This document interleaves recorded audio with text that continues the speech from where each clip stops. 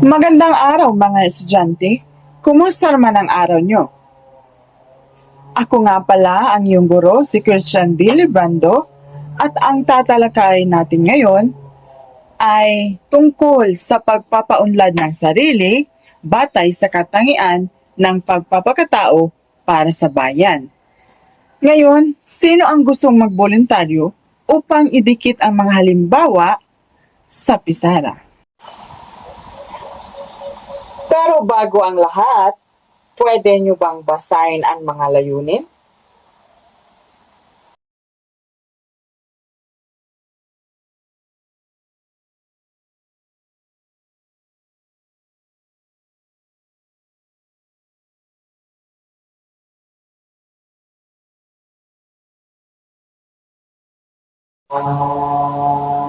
Ngayon, may tanong ako sa inyo. Paano tayo magiging mas mabuting mamamayan? Maari mo bang sagutin, Mr. Pardelio?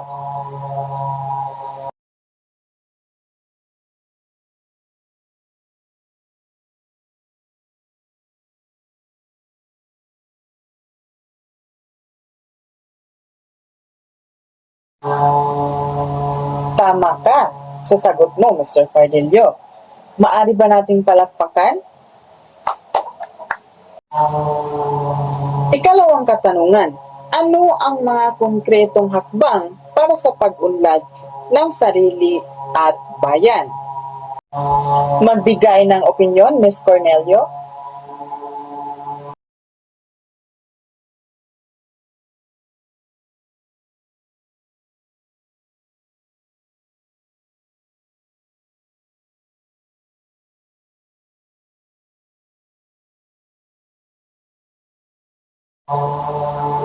Okay, tama ang iyong sagot.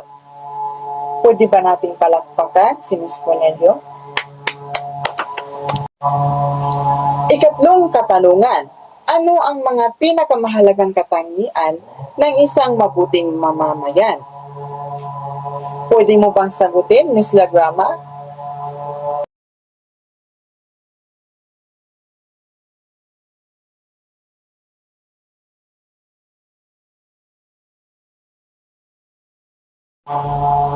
Magaling! May punto ka sa iyong opinyon. Bigyan natin ng masigabong palakpakan si Ms. Lagrama.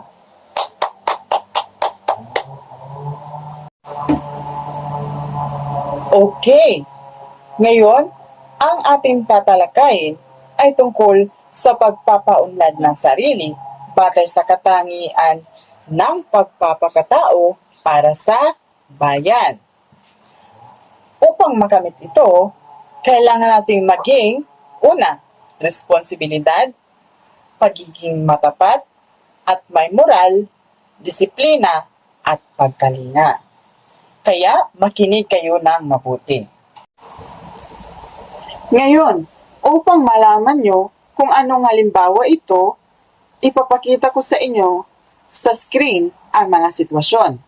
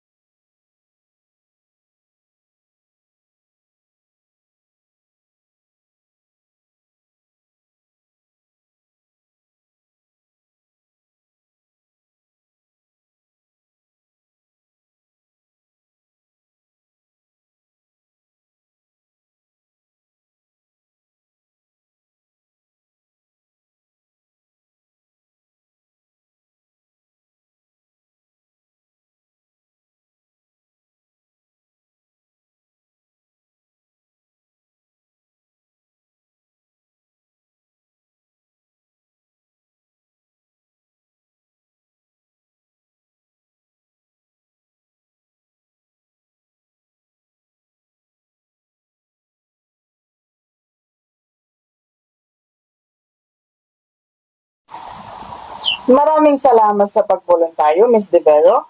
Ngayon ay babasahin natin ang unang halimbawa at ito ay responsibilidad. Ang estudyante ay nagpapakita ng responsibilidad sa kanyang kapwa at sa lipunan sa pamamagitan ng pagbabalik ng pitaka. Ipinakita niya na mahalaga sa kanya ang integridad at hustisya. Ang sitwasyon ay nagpapakita ng isang estudyante na kumilos ng may responsibilidad sa pamamagitan ng pagbabalik ng natagpuang pitaka. Hindi niya ito kinuha para sa sarili. Kahit na may pagkakataon siya, ang pagkilos na ito ay nagpapakita ng pagpapahalaga sa integridad at hustisya. Ang responsibilidad ay ang pagiging handang harapin ang mga kahihinatnan ng iyong mga aksyon at pagtupad ng iyong mga obligasyon. Sa kontekstong ito, responsable ang estudyante sa paggawa ng tama at pagbabalik ng nawawalang gamit sa may-ari nito. Maraming salamat, Ms. Arapov, sa pagboluntaryo na idikit sa pisara ang ikalawang bahagi ng ating talakayin. Babasahin ko muna ang halimbawa.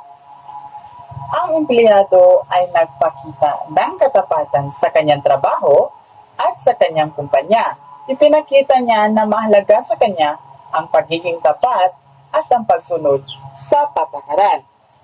Ang empleyado sa sitwasyon ay nagpakita ng katapatan sa pamamagitan ng pag-ulat sa kanyang supervisor tungkol sa pagnakaw ng kanyang kasamahan. Hindi siya nanahimik at pinili ang tamang gawain kahit na maaring may mga negatibong kahinatnan para sa kanya. Ang katapatan ay ang pagiging tapat at matapat sa iyong mga salita at gawa. Dito, ang empleyado ay tapat sa kanyang trabaho at sa kumpanya. Ngayon naman ay dako naman tayo sa ating pangatlong bahagi ng ating diskusyon at ito ay moral na dinikit ni Ms. Camplona sa pisara ang halimbawa. Babasahin natin. Ang kabataan ay nagpakita ng moralidad sa pamamagitan ng kanilang pagkukusa sa pagtulong sa kanilang komunidad. Ipinakita nila na mahalaga sa kanila ang kalinisan at ang kapakanan ng kanilang kapwa. Ang grupo ng mga kabataan na naglinis ng kanilang barangay ay nagpakita ng moralidad. Ang pagkukusa nilang tumulong sa kanilang komunidad ay nagpapakita ng pagpapahalaga at sa kalinisan at kapakanan ng kanilang kapwa. Ang moralidad ay ang pagsunod sa prinsipyo ng tama at mali. Ang kanilang pagkilos ay nagpapakita ng kanilang malinis na konsensya at pagnanais na mapabuti ang kanilang paligid. Naintindihan ba mga estudyante? Mabuti. Ang ikaapat na bahagi ng ating diskusyon na idinikit sa pisara ni Ms. Camyon ay ang disiplina.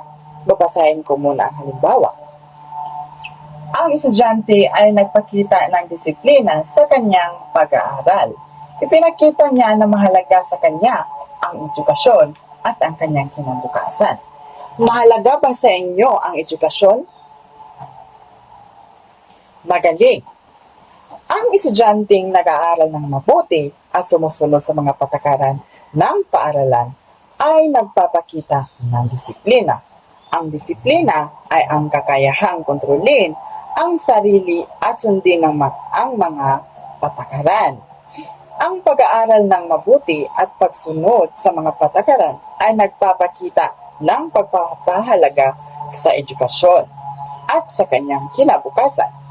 Ito ay isang mahalagang katangian para sa tagumpay. Wala na bang katanungan bago tayo dumayo sa ating huling diskusyon?